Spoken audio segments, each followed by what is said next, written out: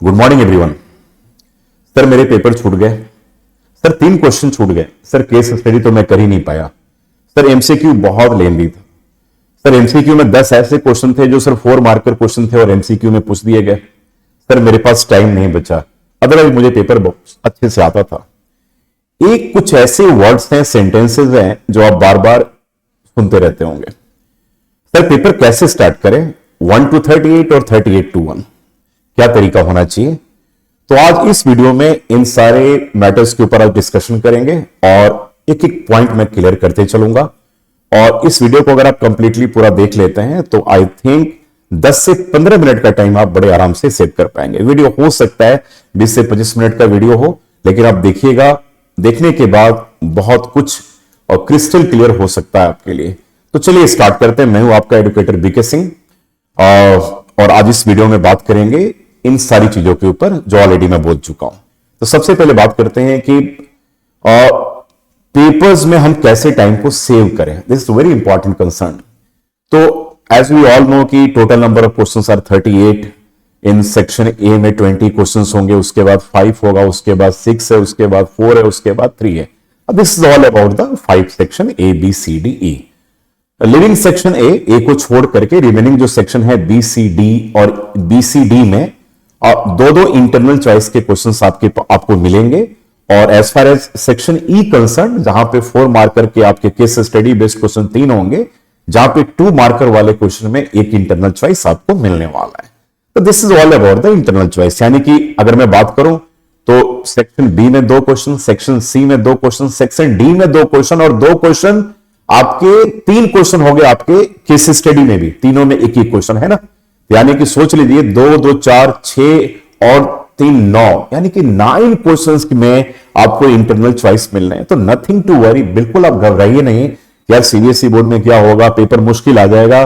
ठीक है, ऐसा नहीं, कुछ ऐसा नहीं होता है। दुनिया का इजीएस्ट बोर्ड जो है ना, सबसे जो आसान बोर्ड है वो सीबीएसई बोर्ड है, ट्रस्ट में। ठीक है, सीबीएसई बोर्ड में कोई बच्चे फेल नहीं होते हैं, विश्वास कीजिए मेरी बात को। अगर आप सही तरीके से अभी भी अगर आप 15-20 डेज पढ़ाई कर लें तो बड़े अच्छे मार्क्स आप स्कोर कर सकते हैं। बस प्लानिंग आपका सॉलिड होना चाहिए, यानी कि उसके अंदर दम होना चाहिए। तो चलिए स्टार्ट करते हैं। सेक्शन ए में total number of questions will B 20। Out of 20 question, खास करके ट्रिग्नोमेट्री से कुछ ऐसे 3 से 4 क्वेश्चन होंगे जो आप देख करके आंसर आप मार सकते हो। ठीक है, तो वहां पे टाइम क्यों भाई, वहां तो टाइम हमारा नहीं लगेगा। हाँ यस, 2-3-4 क्वेश्चन लेंदी तो पूछे जाएंगे, इसमें कर कोई प्रॉब्लम वाली बात नहीं है बिल्कुल। तो सेक्शन ए में आपको 50 मिनट्स का टाइम देना है, 50 मिनट का। यानी कि पर क्वेश्चन में अगर बोलो, पर क्वेश्चन अगर 2.5 मिनट्स का अगर आप टाइम दे देते हैं तो 2.5 मिनट्स बहुत ज्यादा टाइम होता है। और ट्रिग्नोमेट्री में कुछ ऐसे क्वेश्चंस आएंगे और चैप्टर से कुछ ऐसे क्वेश्चंस आएंगे जहां पर आप देखने के साथ ही उसके आंसर्स को आप ठीक कर सकते हैं। तो 50 मिनट्स फॉर क्या हो गया आपके पास, सेक्शन ए। याद रखिएगा, नोट कर लीजिए, सेक्शन ए में आपको 50 मिनट का टाइम आपको देना चाहिए। तो आप 20 में 20 क्वेश्चंस बड़े आराम से कर देंगे और सब करेक्ट क्वेश्चन भी आप करेंगे, याद रखिएगा। ठीक है, now coming to section B. Already I told you कि सेक्शन बी में we have 2 internal choice questions, हमारे पास 2 दे रखे हैं। Total number of questions will be 5। एक क्वेश्चन के ऊपर हम 5 मिनट का टाइम देते हैं। दैट मींस कि 5 मिनट्स का टाइम बहुत सफिशिएंट टाइम है 2 मार्कर क्वेश्चन के लिए। आप सोच लो, ठीक है, तो 5 मिनट का अगर आप टाइम देते हो, 5 क्वेश्चंस आपके पास हैं, तो it will be totally safe. यानी कि इंटरनल चॉइस भी 2 क्वेश्चन में है। तो सेक्शन बी में आपको जो टाइम देना है दैट इज 25 मिनट्स का। Section A 50 minute, section B 25 minutes. मैं जो आपको पेपर भेज रहा हूं, एक पेपर आप इस टाइम मैनेजमेंट के अकॉर्डिंगली आप कीजिए, आपको बहुत एंजॉय करेंगे और पेपर बिल्कुल टाइमली आपका ओवर भी होगा। नाउ कमिंग टू सेक्शन सी।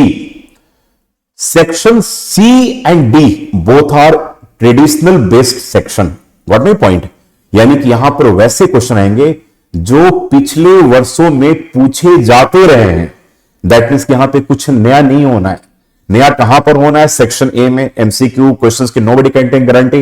अगर आपका कॉन्सेप्चुअल क्लैरिटी है तो कहीं कोई प्रॉब्लम नहीं है। सेक्शन बी में थोड़े से ऐसे क्वेश्चंस होंगे जो आपने हो सकता है नहीं देखा हुआ पहले।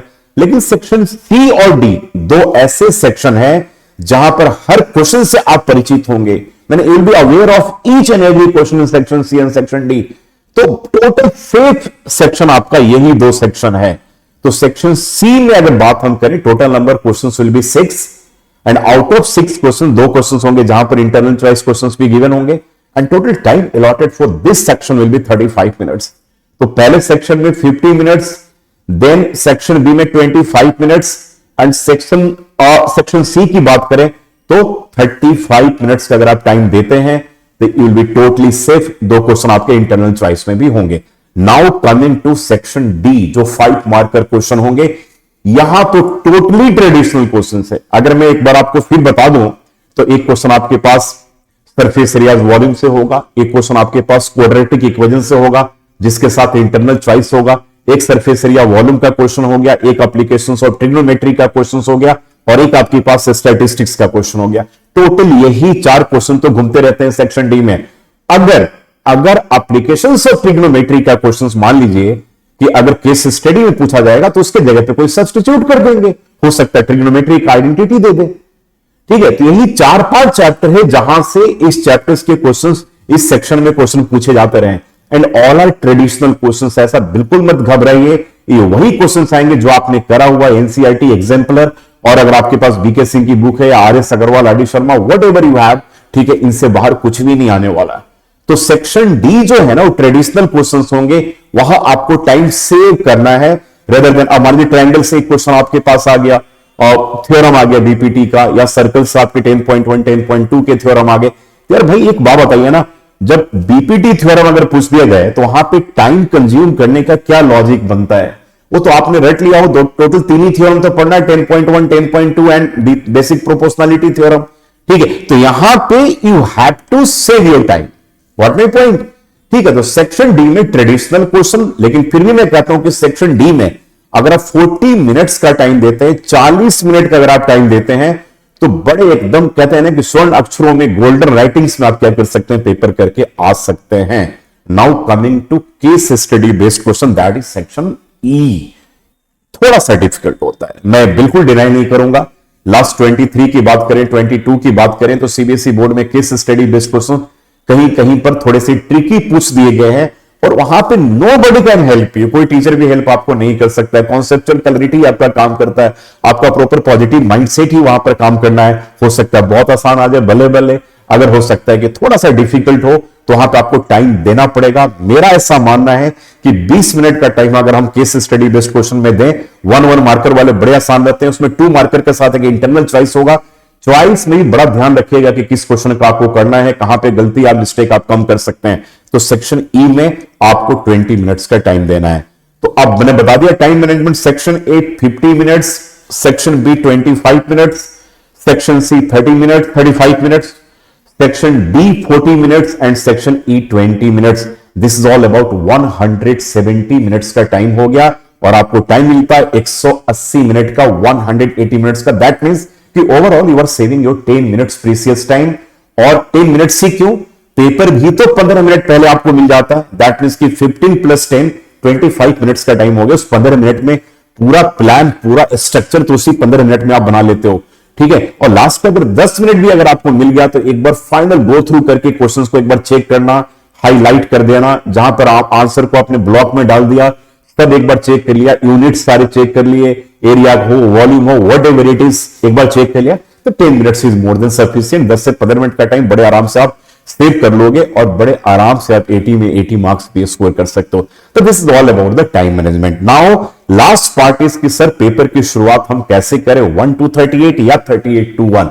मेरा ऐसा मानना है कि पेपर की शुरुआत सेक्शन ए से सेक्शन ई की तरफ करना चाहिए, ई से ए नहीं करना चाहिए। मैं मानता हूं, हो सकता है किसी का वर्जन चेंज हो, आप 1 to 38 करो। एक ऑर्डर को मेंटेन करना बहुत जरूरी है और स्कैटर्ड तो कभी भी नहीं करना चाहिए। सेक्शन ई अगर आप कर रहे हो तो ई के बाद फिर डी करो, सी करो, बी करो, फिर ए करो। Otherwise right option will be section A, B, C, D and E. अगर आप टाइम मैनेजमेंट के अकॉर्डिंगली करते हैं तो कहीं कोई आपको प्रॉब्लम नहीं आने वाली है पेपर में। तो इसी टाइम मैनेजमेंट के अकॉर्डिंगली आप अपने पेपर को कीजिए, विल बी वेरी हैप्पी। और एक बार लास्ट पर फिर मैं बोलना चाहता हूं कि दुनिया का सबसे इजीएस्ट, सबसे आसान बोर्ड सीबीएसई है, डरो मत। अभी भी जो आपके पास टाइम बचा हुआ, थोड़ा टाइम जो बचा हुआ उसका प्रॉपर आप यूटिलाइज कीजिए।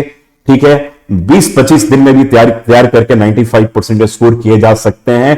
ट्रस्ट में ऐसा होता है और इससे हजारों बच्चों ने किए हैं मेरे गाइडेंस में। तो ऐसा कुछ नहीं है।